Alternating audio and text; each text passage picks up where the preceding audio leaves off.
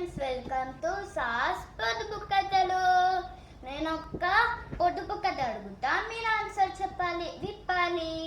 Okay, ఏంటిదంటే చేతికి దొరకదు, ముక్కుకి దొరుకుతుంది. ఏంటిది? మీకు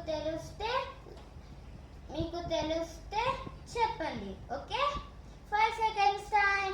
5 4 3 2 1 టైమ్ అప్. ఏంటిదంటే వాసన. Okay, next question.